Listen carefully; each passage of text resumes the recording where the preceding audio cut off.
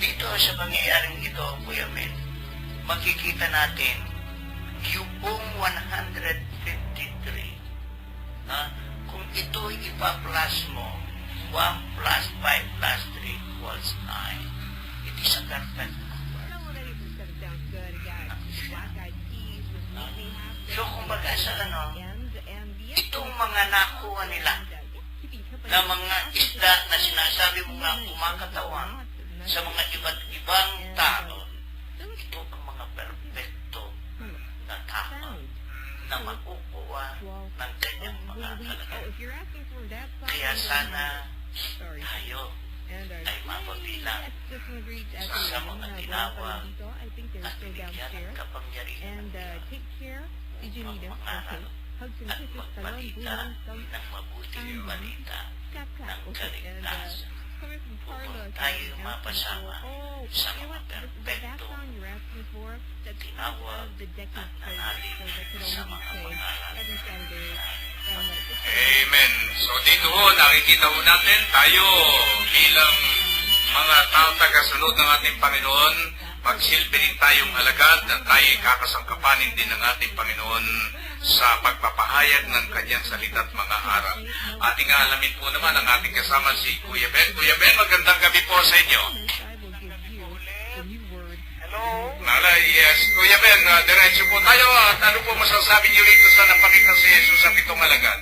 Alam nyo, naranasan ng mga alagad si Jesus mula nung sila'y makasama, namatay si Jesus, napakita sa kanyang mga alagad, at nakita nila kung paano na-overpower ng ating Panginoon Jesus ang kadiliman. Muli na siyang nabuhay. Subalit pagkatapos ng lahat ng ito, balik na sila sa kanilang mga gawain. Pagkatapos ng mga pangyayari na namatay si Jesus sa krus at muling nabuhay, balik na. Kung yung dating mangingisda, balik na sila sa pangingisda, nakasama si Pedro, bilang ito. Ang buhay din po natin ay katulad nito. Pagkatapos natin magtuklas ng ating pananampalataya ng ating relihiyon, ng ating pagdalo sa mga bisa, yung ating pagdalo sa mga tinatawag natin retreat, pagdalo natin sa mga gawain pangsimbahan, nararanasan natin sa ating buhay sa Jesus. Nalalaman natin ang kanyang ginawang pagliligtas, nalalaman natin ang kanyang ginawa sa bawat Kristiyano. Pero pagkatapos nito, nakakalimutan naman natin ang kabila yung tungkulin katulad ng iniwan sa kanyang mga alagad. Tungkulin na kanya na sinabi ng ating Panginoon katulad ng mahalin at paglingkuran ng Diyos, nakakalimutan po ito. At ganito rin yung pangyayari sa mga alagad nung nandun na sila, hindi nila alam na pagkatapos ng lahat ng ito, nananatili si Jesus nakagabay sa kanila. Nananatili ang Diyos sa piling ng bawat isa. Sa kapanahonan natin, ganito rin po natin Panginoon. Nananatili sa ating piling ang problema, yung pagsasabuhay ng daily at responsibilidad natin na gawain para sa Diyos. Marahil kung atin lang maalaala sa pagtatanong na ano ang pinakamahalagang utos. Sinabi ng ating Panginoon, lahat ng buong buo. Ito yung nagiging problema.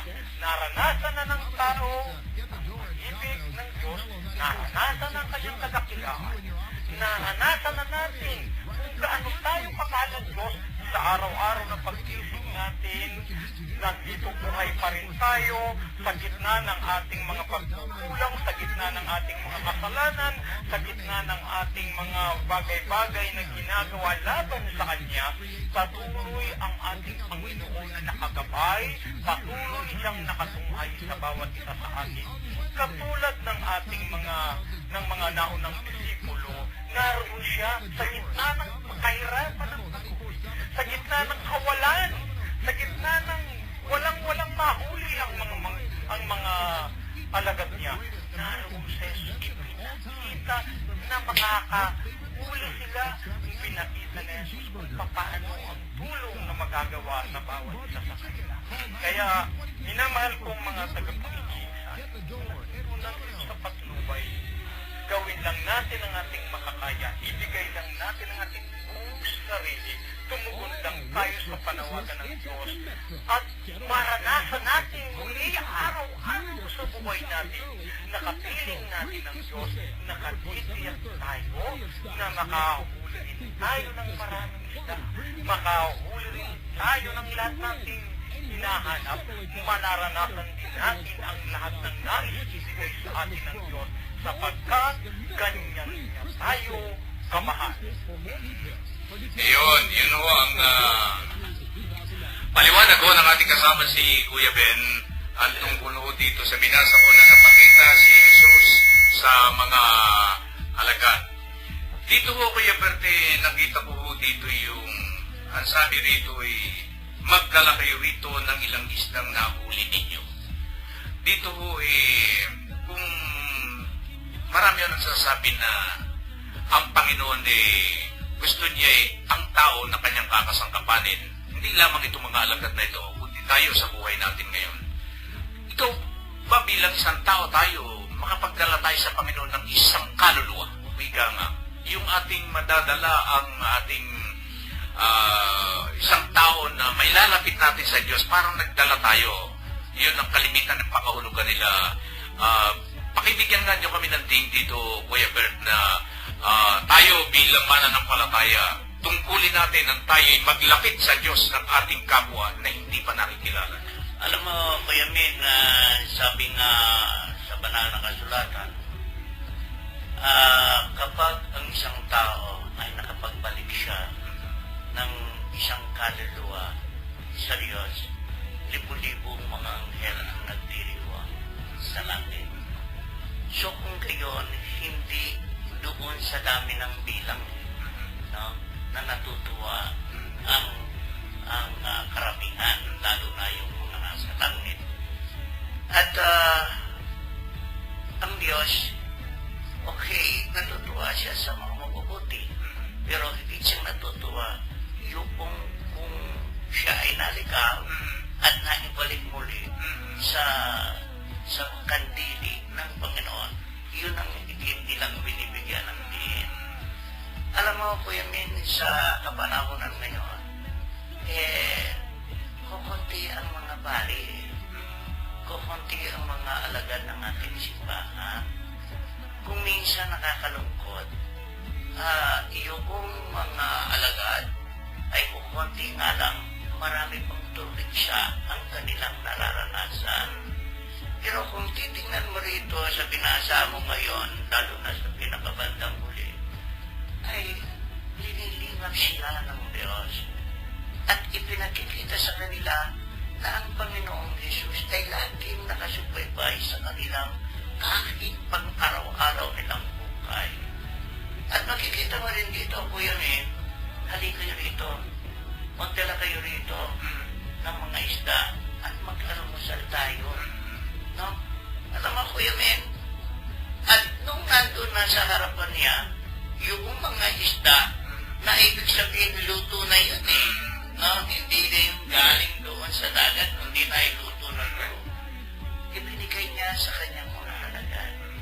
Nang ibig sabihin, ang sino mang mga alagad niya na sumusunod sa kalooban ng Diyos, lalo't higit sa kanya, sa kanyang mga utos, ay hindi kailanman magugutom.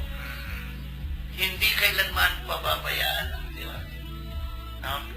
At makikita mo rin dito, hindi itinahiwatig na si Jesus ay sumubo. Na? Kasi hindi na niya kailangan na yun Hindi na niya kailangan ng kanyang katawan dahil ang katawan niyang ito ay bago na. Iba na. Hindi nangangailangan ito ng biyaya ng mundong ito, ng pagkain ng tao sa mundong ito.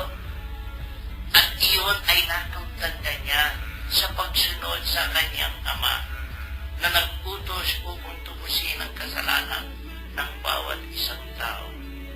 Kaya nga, Kuya Min, kung minsan pinagkakamalan nila na ang Panginoong Jesus ay kumain, hindi na niya kailangan yan dahil bago na ang kaniyang katawan,